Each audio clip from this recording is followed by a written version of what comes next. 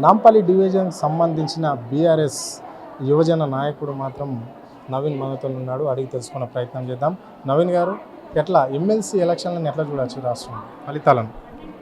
గెలవనోడు అంటే 100 కారణాలు చెప్తాడు అన్నట్టు, సచినోన్ సావుకి అన్నట్టు మీరు పోటీ చేసిన 3 జాలలో కూడా ఓడిపోయి మా పైన ఏదో బీఆర్ఎస్ బీజేపీ ఒకటి అయిపోయిందని చెప్పి ఏదైతే చిత్రీకరిస్తారో, నీకు గెలవ చేతగాక మా మీద వాడు ఎందుకు రా నాయన ఏడవడము? నీకు గెలిచేది ఉంటే అధికారంలో నువ్వు ఉన్నావు, నీ పార్టీ అధికారంలో ఉంది, వ్యవస్థ అంతా నీదే, నువ్వు పోటీ చేసి నువ్వు గెలిపించుకునేది ఉండే కదా. నీకు గెలవ చేతగాక మా మీద ఎందుకు ఏడవడం? ఇది కూడా మా వివాదం. అంటే కేసీఆర్ పోటీలో నిలపకపోవడం కూడా అదొక మా పార్టీ యొక్క వ్యూహం కావచ్చు కదా. కేసీఆర్ పోటీలో లేకపోవడం కూడా అదొక వ్యూహం మాది. ఎమ్మెల్సీ అంటే కేసీఆర్ అభ్యర్థిని పెట్టినా భయమే, మీకు అభ్యర్థిని పెట్టకపోయినా కూడా భయమేనా? అంటే అదే పలుమార్లు ముఖ్యమంత్రి అక్కడ ప్రచారం పోయి, ఎమ్మెల్సీ ప్రచారం పోయి కరీంనగర్లో కూడా బీఆర్ఎస్ పార్టీ పోటీలనే లేదు.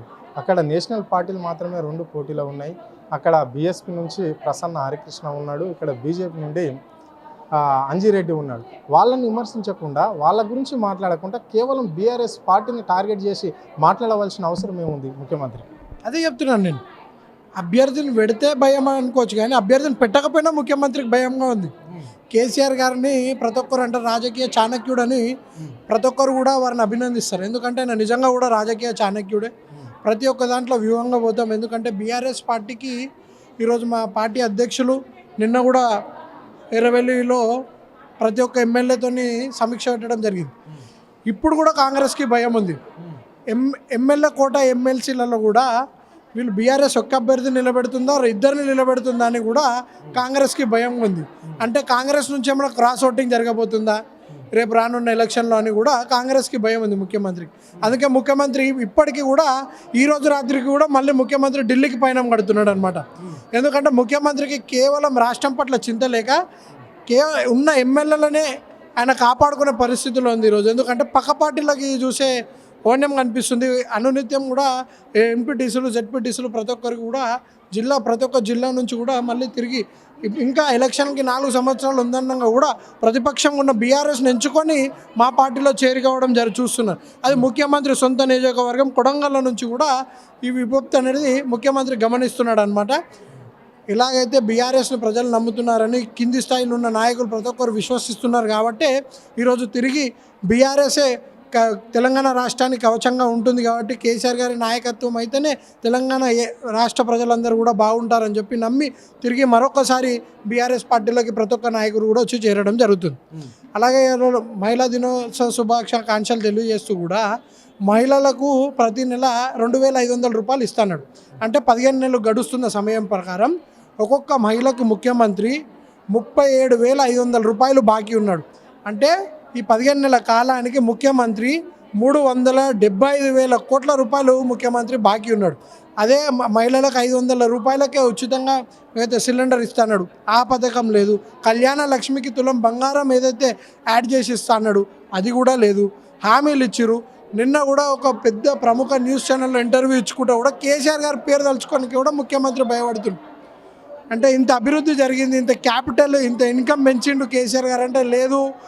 కుతుబ్ షా అని చెప్పి, లేదా రాజశేఖర్ రెడ్డి, చంద్రబాబు నాయుడు, ఇప్పుడు రేవంత్ రెడ్డి చేస్తున్నట్టు ఈ సంవత్సర కాలంలో మొన్న ఒక వారం కింద జరిగిన ఒక సంఘటన, ఎస్ఎల్బీసీ సంఘటన కూడా కాళేశ్వరం లాంటి గొప్ప ప్రాజెక్ట్ కట్టింది కేసీఆర్ గారు. అది మేము చెప్పుకుంటే డబ్బు అవుతుంది అంటే మొన్న ఆంధ్రప్రదేశ్ రాష్ట్రం మీ బాస్ మీరు చంద్రబాబు నాయుడు కూడా మాట్లాడుతూ చెప్పిండు, అరే కేసీఆర్ గొప్ప ప్రాజెక్టు కట్టిండు అని చెప్పి. అదే మహారాష్ట్రలో ఉన్న మన నెత్తిపైన ఉన్న మహారాష్ట్ర ముఖ్యమంత్రి ఆనాడు ఉన్నప్పుడు కూడా రాజశేఖర్ రెడ్డి కానివ్వండి, చంద్రబాబు నాయుడు తెలంగాణ పట్ల ప్రేమ లేక తెలంగాణ గడ్డ నిండబెడితే కాళేశ్వరం లాంటి ప్రాజెక్టు కట్టిండని చెప్పి అభినందించిన ముఖ్యమంత్రి కూడా ఫండమిస్. ముఖ్యమంత్రి ఈరోజు ఏదో సభలో కూర్చొని కేసీఆర్ గారు ఏం చేయలేదు, కేసీఆర్ గారి పేరు చెప్పుకోవడానికి కూడా భయపడుతుందంటే ముఖ్యమంత్రి అనునిత్యం గుండెల్లో కేసీఆర్ గారు ఉన్నారనమాట. నేను ఈ వీడియో ఎవరైనా చూసినట్టయితే గిన్నీస్ బుక్ రికార్డ్ వచ్చి కూడా ముఖ్యమంత్రి గిన్నీస్ బుక్ రికార్డ్ ఇవ్వాలి. ఎందుకంటే నాకు తెలిసి కేవలం సంవత్సర కాలంలో తెలుగు భాషలు ఇన్ని బూతులు ఉన్నాయని కూడా ఎవరికి తెలియదు. అన్ని బూతులు ముఖ్యమంత్రికి చెందింది. దాంట్లో గిన్నీస్ వరల్డ్ రికార్డ్ బుక్ రావాలి. ముఖ్యమంత్రి పేరును మర్చిపోవడంలో కూడా సరే ఒక హీరో మర్చిపోయినంటే అనుకోవచ్చు, ఒక యాంకర్ మర్చిపోయినని కాంగ్రెస్ నాయకులు కూడా 15 నెలలు గడుస్తుంది కదా, ఈ సమయంలో కూడా రేవంత్ రెడ్డి పేరు మర్చిపోవడమా?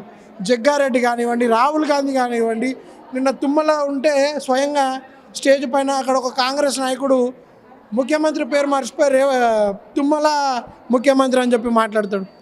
గింత హాస్యాస్పదమా? ముఖ్యమంత్రి తలెడ పెట్టుకోవాలి, ముఖ్యమంత్రికి అర్థమవుతుందా? చెంచాల ఇళ్లలో దుంకి ముఖ్యమంత్రి చావాలి, సాగు రాకపోయినా. గిన్నీస్ బుక్ ఏదైనా రికార్డు ఉంటే ముఖ్యమంత్రికి ఇవ్వాలి. పేరు మర్చిపోవడంలో కానీ గిన్ని తిట్లు తిట్టిన సంవత్సర కాలంలో ముఖ్యమంత్రికి ఘనత చెందుతుంది. ఇది పరిస్థితి. అంటే ఇక్కడ రాష్ట్రంలో ముఖ్యమంత్రి పేర్లు కూడా మర్చిన ఘటనలు అయితే కనిపిస్తున్నాయి. అంటే ఈయన పరిపాలన బాగా లేకనే ప్రజలు ఆయన పేరు కూడా మర్చిపోతున్నారు అని చెప్పేసి నవీన్ స్పష్టంగా చెప్పడం అనేది జరిగింది. అంటే కేవలము మమ్మలను బీఆర్ఎస్ని మాత్రమే ఆయన టార్గెట్గా చేసి మాట్లాడతాడు తప్ప ప్రజలను పట్టించుకోడు అని చెప్పేసి ఆయన స్పష్టంగా చెప్పడం అనేది అయితే జరిగింది.